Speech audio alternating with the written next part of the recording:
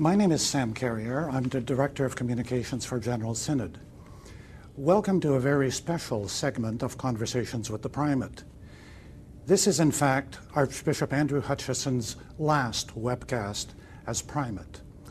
He retires at General Synod in just a few weeks. This webcast is longer than most, but it will be organized in a number of discrete segments which you may watch in any order you wish. As always, we urge you to respond to the Primate by writing to him to andrew@national.anglican.ca.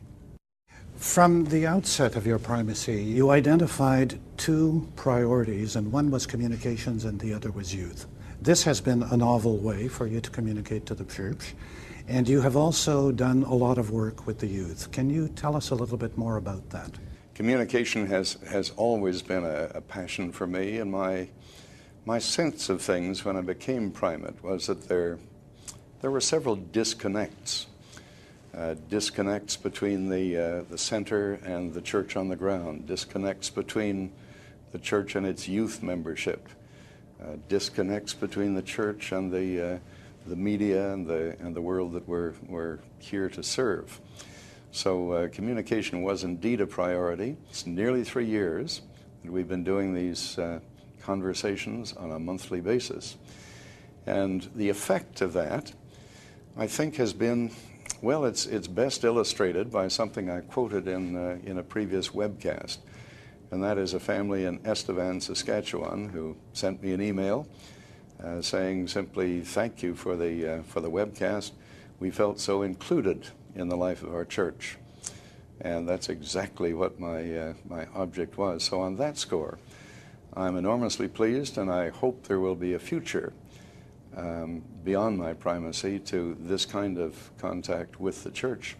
Certainly one of the target groups has been our younger people, and in the early stages we got responses from youth who self-identified as part of the under 30 set and said things like, "Way to go, this is our medium. We don't read newspapers." I pressed for a so-called Primates Youth network, and the result of that was the establishment of a website of their own, generation.ca, and that's been enormously successful. I would say even more so than conversations with the Primate.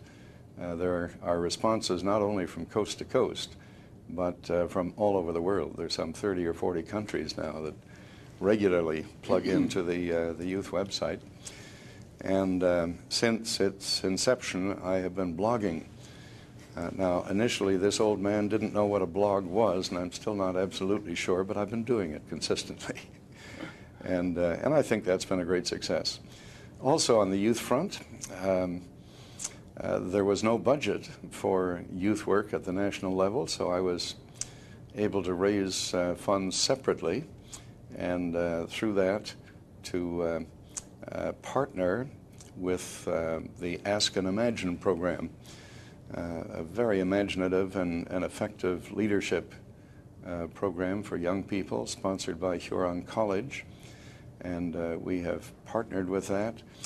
And finally, on the youth front, as I've visited across the country, I've done what I could to see that there was a youth event of some kind organized, and those have been very interesting. They've ranged from very serious conversations to bowling nights with young people in Labrador, for example. But that's been a real treat, and making that connection again with young people has been a real joy.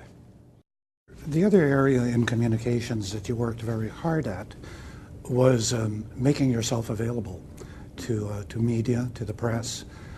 You did that to an almost unprecedented degree, I think.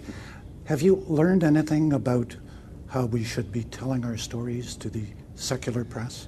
I think part of how we do that is by making ourselves available and making it clear to the media that we don't regard them as the enemy. And I think too often, because the media quite naturally is drawn to issues of conflict and so on, Too often we've regarded the media as fundamentally hostile. And that isn't the case. They're a wonderful vehicle for telling our story.